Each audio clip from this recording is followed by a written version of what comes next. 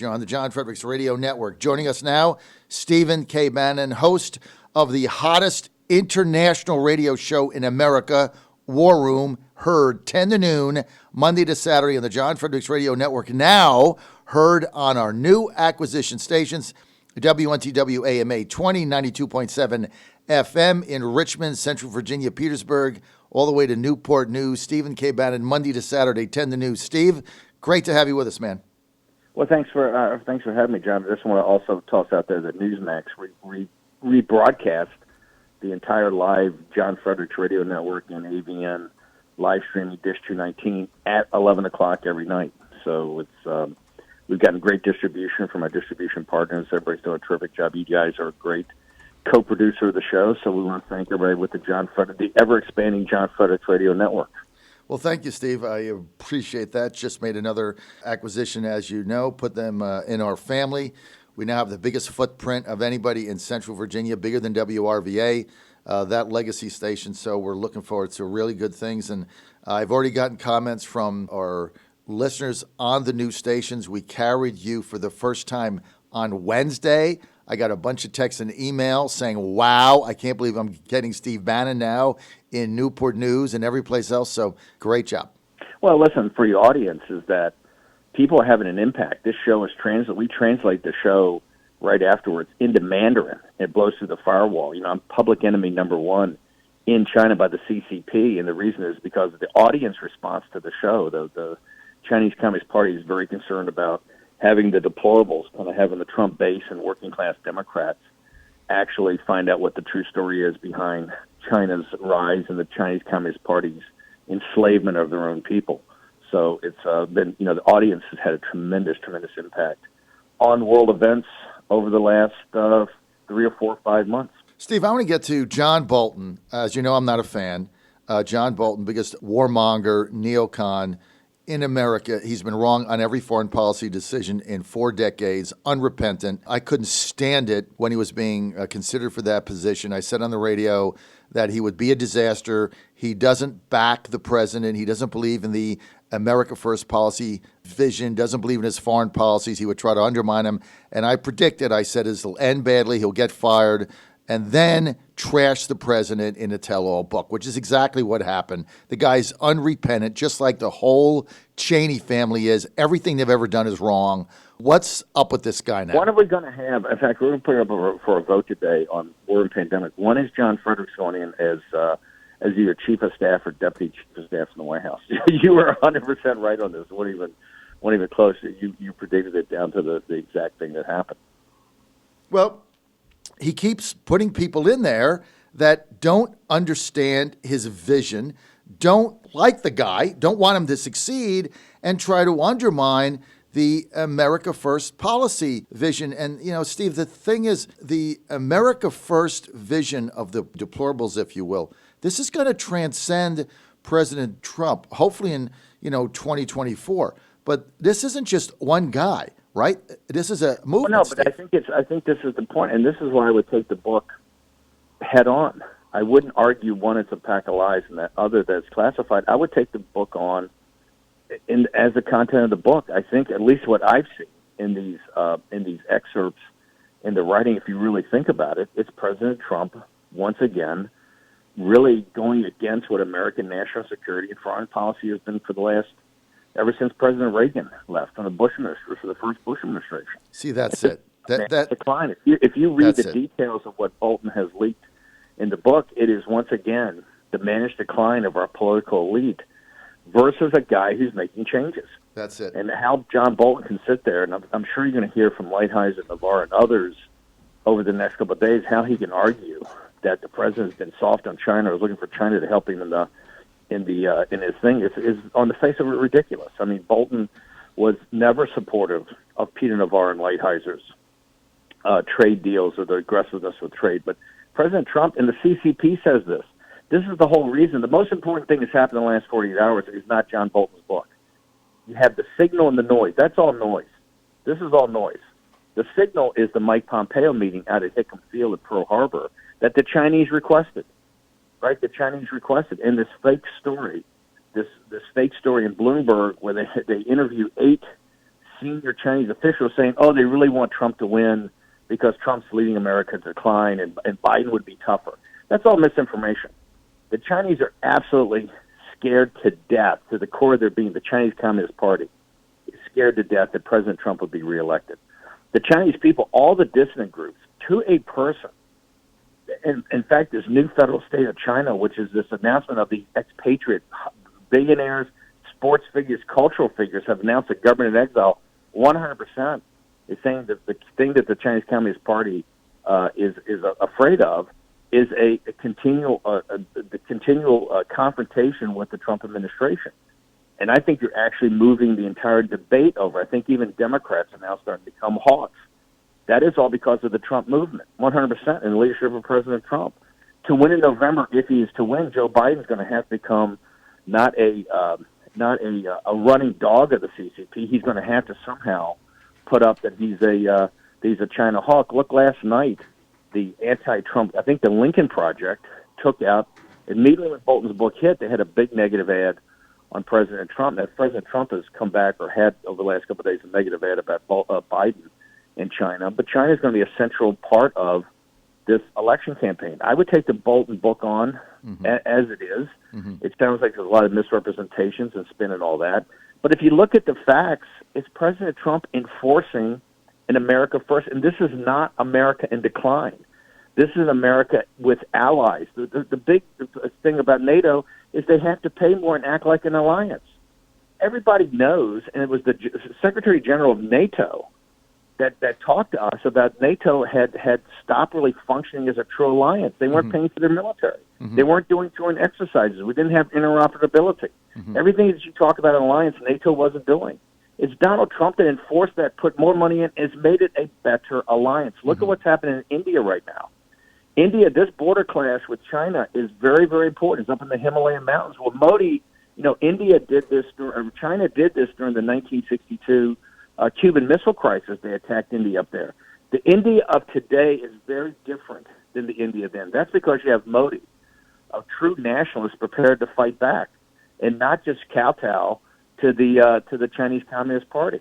So there you have conflict, and Modi is a strong ally of President Trump. The biggest rally President Trump's had in the United States was Hindu Americans that were Republicans and Democrats down in Houston. I think 45,000 people when Modi came here. The Howdy Modi thing. So look at India, look at Japan, look at what's around the littoral nations of the South China Sea, including Vietnam and Australia. The biggest pushback we're seeing right now on China right now is by Australia. They were kowtowing to China a couple of years ago. Why? Because Donald Trump's taking leadership. It's very simple. And then just go through the Bolton book, chapter and verse. How can John Bolton and these guys sit there that got us into this mess and advocated this debacle in the Middle East? That now President Trump has identified that China, Pakistan, Iran, who the Cheney-Bush administration and Obama propped up with tens of billions of dollars a year of American aid. Pakistan is not our friend and not our ally. They're the ally to the Chinese Communist Party. Ask the guys in India. They will tell you that Pakistan is working with China right up in there in that very volatile section of the world. So it is Iran and Pakistan and China and North Korea and now Turkey and Russia. These are working in a beginning of an alliance to control the Eurasian landmass. Donald Trump is confronting that with, guess what? The Alliance of Liberty. And that would be South Korea and Japan, yes, Hong Kong and Singapore, Australia, Vietnam, the littoral nations around the South China Sea and India. This is what, so I would take the Bolton book head on and just blow up John as, hey, guess what? You're wrong. You're the remnant of a national security policy and a foreign policy that helped bankrupt this country, right, and failed. You threw away the blood and treasure of our country, and it's no longer acceptable. And yes, you've seen the impeachment process, first in Ukraine, in Russia, which is a sideshow to a sideshow, and now in Bolton's book that talks about, I think, more important things like Iran in China. But tell me where President Trump's policy has been wrong. Right. He's kept us out of shooting wars, and he's done it in being very aggressive. The Chinese Communist Party is quaking in its boots because of Donald Trump, who just signed a bill on the Uyghurs last night. You look across the board at his actions. He's confronted the Chinese Communist Party. He's backed down the Chinese Communist Party. It's to me, been pretty amazing what's been accomplished in such a short period of time against such resistance. And that's what Bolton's book should be read in the context of the resistance to this man's policies. And here's the thing. It's the deplorable. It's your audience who pay taxes and who kids serve. They're the kids on the patrolling on the ships patrolling the South China Sea. They're Right. the kids at the 38th parallel. They're the kids on patrol tonight in the Hindu Kush Mountains in Afghanistan. It's their kids and their tax dollars. They've had enough of it, and Trump's fighting it. And guess what? The Trump foreign policy, I think, is winning. Definitely winning. No doubt about it. You look across the board at either Iran and China, and you see that he's breaking both of them. Stephen K. Bannon with us, host of War Room. Stephen K. Bannon's War Room, 10 to noon, Monday to Saturday, John Fredericks Radio Network, the Dish Network, satellite TV, 219, replayed Newsmax, 11 p.m.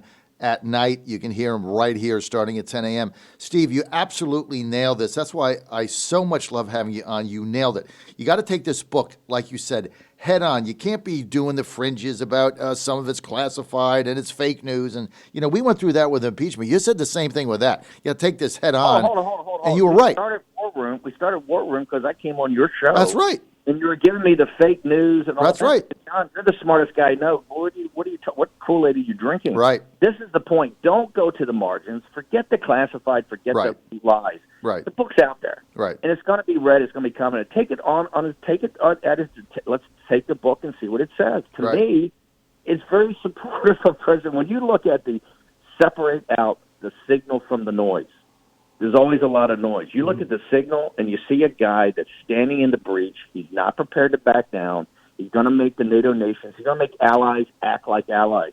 And guess what? If you look up on the border of India and China, you see India acting like an ally. Modi has somebody he knows has his back, and he's up there, and they're throwing rocks at each other and pushing guys off the ledge. There's hundreds of guys dying, but they're fighting. They're not going to back down. And the reason they're not going to back down is Donald J. Trump, the 45th President of the United States, has their back. That's the signal. The noise and all this other stuff is just noise. He's made a fundamental, and this is why they hate him. Mm-hmm. They're all out of work. They don't matter anymore. Right. The Richard Haas's and all these guys, the Exactly. Staff Reeses and the General Petraeuses, it's all nonsense, and they're all losers. They led America in decline, so we were going to look at Bob Gates. Compare Bob Gates' book out here. He's a joke. This is one of the guys that led us into this situation. He's sitting there going, "Oh, China, everybody hates them, don't have allies." Well, hey, guess what, dude? Iran, the mullahs in Iran and Pakistan are their allies. Mm-hmm. One belt, one road, and working with them every day. Mm-hmm. This is how the mullahs exist. This is the kind of nonsense, the kind of idiots that have driven American foreign policy, killed American kids, American boys and girls, and spent, $8 trillion in the Middle East in two debacles that we didn't win? Mm-hmm. It's ridiculous. And Donald Trump has fought that, and guess what? He's led America to a better place, and he doesn't have us in shooting wars all over the place. Mm-hmm. Here's what Bolton those guys hate. If you go back and look at that thing with Xi, Donald Trump understands information warfare and he understands economic warfare. Mm-hmm. You don't have to take American kids and have them bombing everywhere. This is what Bolton and these retrograde guys want. They think the American military should be the tip of the spear. No, it's one arrow in the quiver. It's got to be a powerful arrow.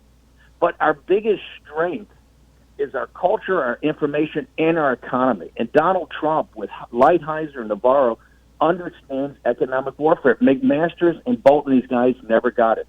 What they want to do is they want to intrude everywhere, whether it's Syria, whether it's in Iraq, whether it's everywhere they want to go. Venezuela, they always want to go down there, guns blazing. You know why?